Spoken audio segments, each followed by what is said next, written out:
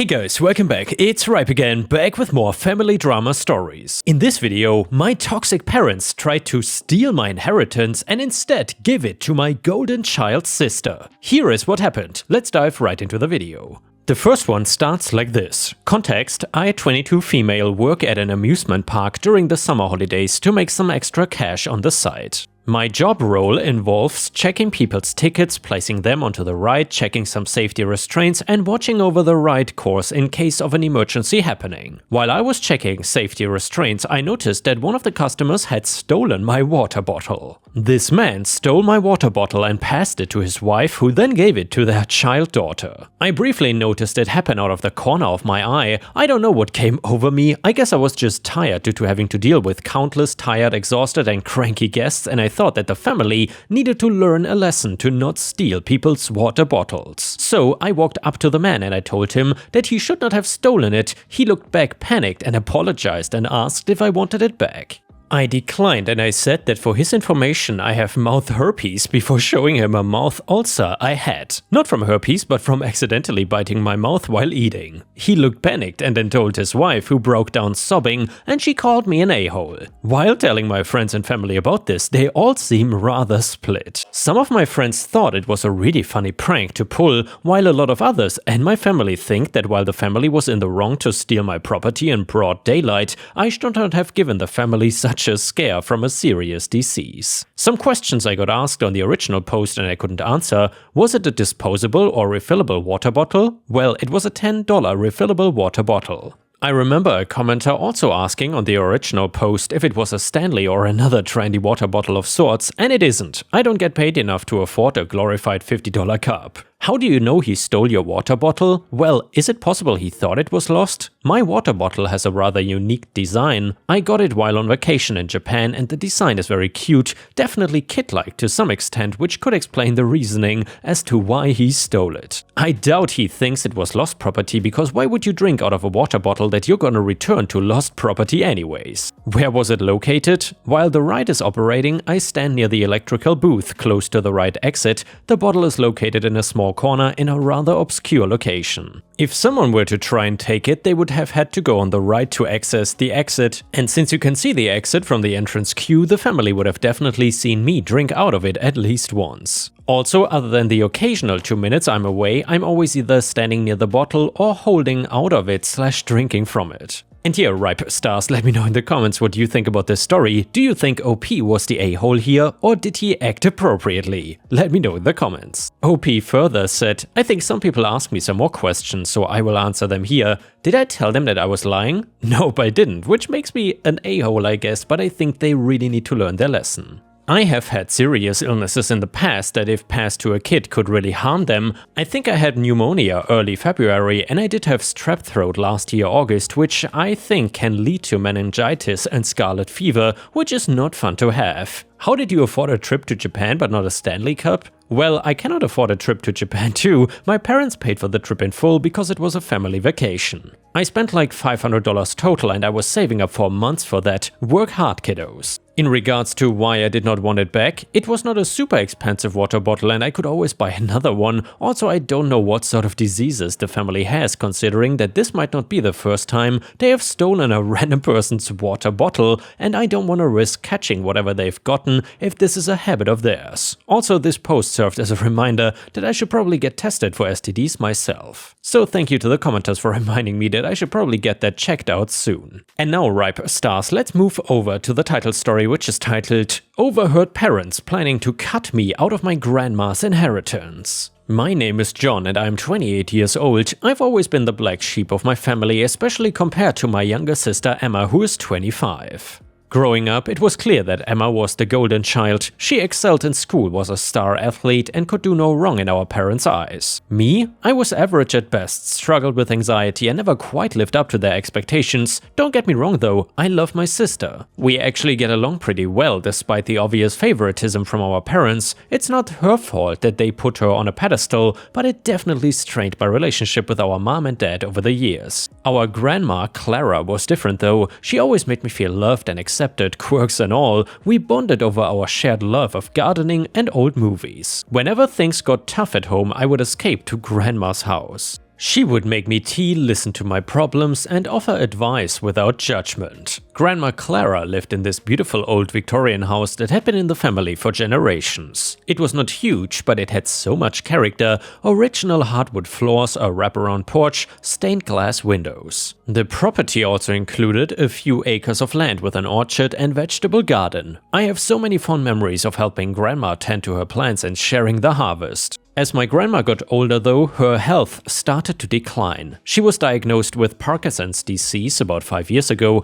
It progressed slowly at first, but over the past year, things really went downhill. My parents insisted that she move into an assisted living facility, but grandma was stubborn. She wanted to stay in her home as long as possible, and that is where I came in. I had just gotten laid off from my job as a graphic designer when the company downsized. Instead of immediately looking for new work, I offered to move in with grandma and help take care of her. My parents were not thrilled with the idea. They thought I was just trying to mooch off grandma, but she was ecstatic to have me there. For the past 8 months, I've been grandma's full-time caregiver. It hasn't been easy, but it's been so rewarding. We've gotten even closer, swapping stories and laughing at old family photos. I help her with daily tasks and drive her to doctor's appointments and make sure she takes her medications. In the evenings, we sit on the porch swing, sipping lemonade and watching the sunset. My sister Emma visits when she can, but she's busy with her high-powered corporate job in the city. My parents stop by occasionally too, usually just long enough to criticize how I am handling things or suggest again that grandma should be in a home. I thought things were going okay, all things considered.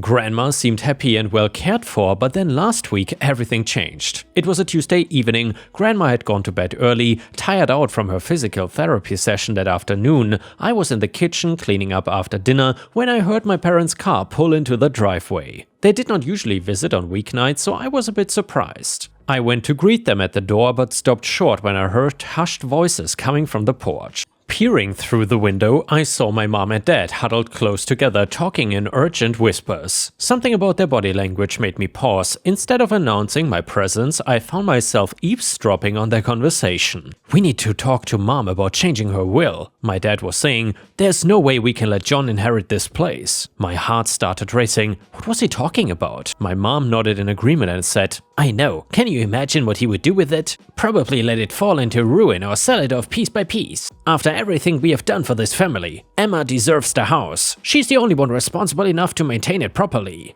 I could not believe what I was hearing. They were actually plotting to cut me out of my grandma's will? And for what? Because they thought I was not responsible enough? My dad continued, "We will talk to the lawyer tomorrow, see what our options are. Maybe we can convince Mom that John would be better off with a small cash payout instead, something he cannot squander too quickly." "Good idea," Mom replied. "We'll need to be careful how we approach this with your mother though. You know how fond she is of John for whatever reason. We don't want her getting suspicious." "Don't worry, I will handle it," my dad assured her. "Trust me, when I'm done talking to her, she will see things our way. Emma must get the house and the bulk of the inheritance. It is what is best for everyone." I felt like I'd been punched in the gut. How could they do this? How could they think so little of me?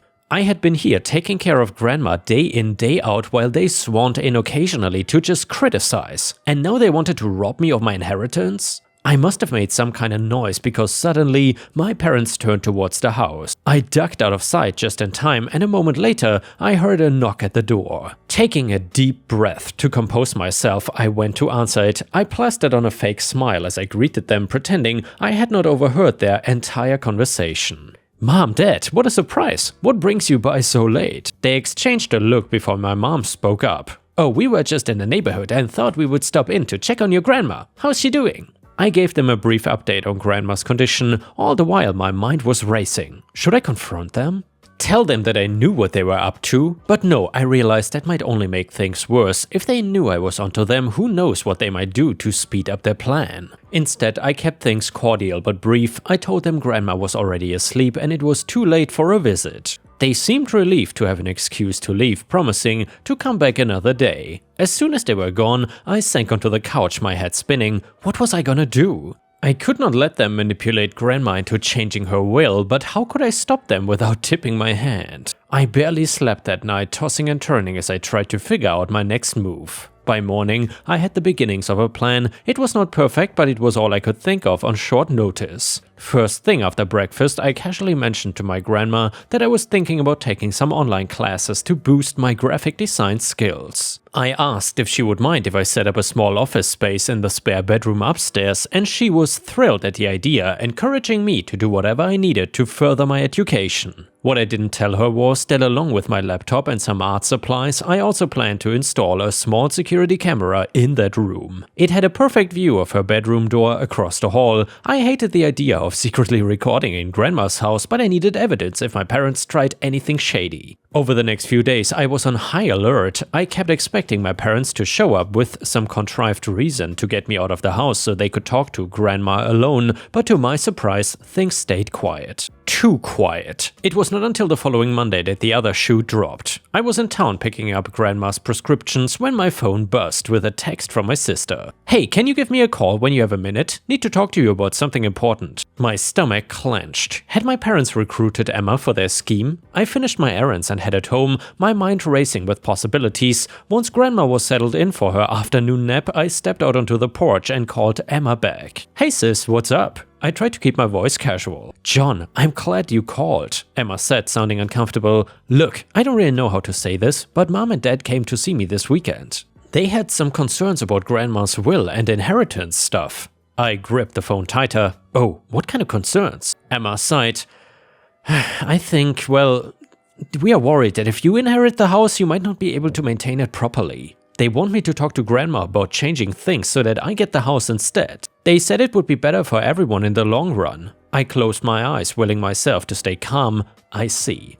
And what do you think about that?" "Honestly, I think it's BS," Emma said flatly. "You're the one who's been taking care of grandma all this time. If anyone deserves to inherit the house, it is you." I told them I wanted no part of their plan. Relief washed over me. "Thanks, Emma, I really appreciate that. To be honest, I overheard them talking about this last week. I've been worried sick about what they might try. God, I'm so sorry, John. I cannot believe they would do something like this. What are you gonna do?" I filter in on my makeshift security system. I hate doing it, but I need to protect grandma and myself. Emma was quiet for a moment. "I think you're doing the right thing. Do you want me to warn grandma about what they are planning?" I considered it but shook my head. "No, I don't want to stress her out unnecessarily. Let's just keep an eye on things for now." But if they tried to pressure her, we might need to intervene. We talked for a while longer, strategizing and commiserating. By the time we hung up, I felt better knowing that I had an ally in all of this, but I also knew the real battle was yet to come. Sure enough, 2 days later, my parents showed up unannounced while I was out grocery shopping. I got an alert on my phone from the security camera I had set up. Rushing home, I found them in grandma's room, clearly in the middle of a heated discussion. "I just want what is best for the family," my dad was saying as I approached the doorway. "You know, John has always struggled with responsibility. Emma would be much better equipped to handle the property." Grandma's voice was sharp with anger. "I may be old, Robert, but I'm not senile. I know exactly what I'm doing with my will, and I don't appreciate you trying to manipulate me like this." I chose that moment to make my entrance, pretending I had just gotten home. "Hey, what's going on here? Is everything okay?" The guilty looks on my parents' faces said it all. Grandma turned to me with fire in her eyes. "John, I'm glad you're here. Your parents seem to think that I'm not capable of making my own decisions anymore. Perhaps you can talk some sense into them." I played dumb, asking what they were talking about. My dad stumbled through some vague explanation about family planning and looking out for everyone's best interests. But Grandma was not having it. "They want me to cut you out of my will," she said bluntly. "They think Emma should get the house instead of you. Can you believe the nerve?" I feigned shock, though inside I was seething. "Is that true?" I asked my parents. "You really think so little of me that you would try to rob me of my inheritance behind my back?" My mom at least had the decency to look ashamed, but my dad, on the other hand, doubled down. "Now see here, we're just trying to be practical, okay? You've never been good with money or responsibility. The house would have been better off with your sister."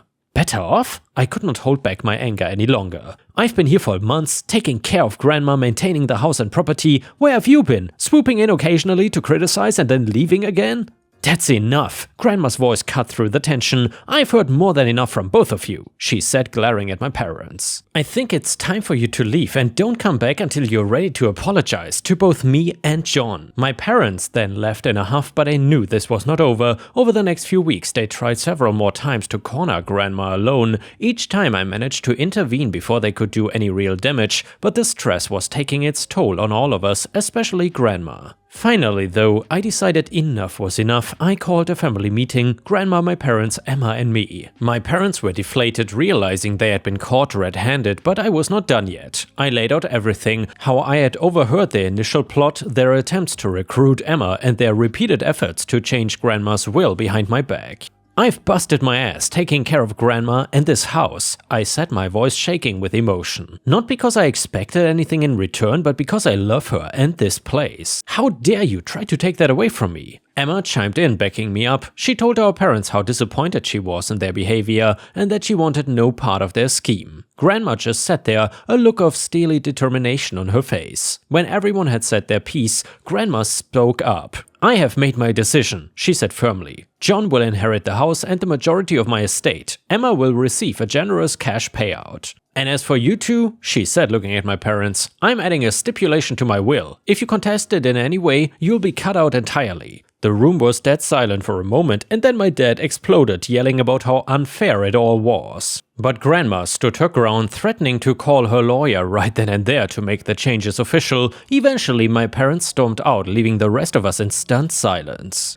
Emma gave me a hug before she left, telling me she was proud of how I had handled everything, and then it was just me and Grandma. She took my hand, her eyes shining with unshed tears. "I always knew you were special, John. You have a kind heart and a strong spirit. This house, this land, it belongs with you. Promise me you will take good care of it." I promised, my own eyes welling up. We spent the rest of the evening looking through old photo albums, sharing memories and laughter. I felt like a weight had been lifted off both our shoulders. In the months since then, things have slowly started to settle down. My parents eventually came around, realizing they had no choice but to accept my grandma's decision. They even offered a grudging apology, though I'm not sure how sincere it was. Our relationship is still strained, but we are working on it. Emma and I have gotten even closer through all of this. She has been incredibly supportive, helping out with Grandma when she can, and offering to pitch in for house maintenance once it is officially mine. As for Grandma, she is doing better than ever. I think the stress of my parents' plotting was wearing on her more than any of us realized. Now that it is resolved though, she seems happier and more energetic. We still spend our evenings on the porch swing, planning improvements for the house and dreaming about the future. I know someday I will have to say goodbye to Grandma, and that breaks my heart, but I take comfort in knowing that her legacy, this beautiful old house and all the memories it holds, will live on through me, and I intend to honor that legacy in every way I can. And yeah, Ripe Stars, I gotta say, that was such a beautiful story. And also the respect OP has for his grandma, definitely props to OP.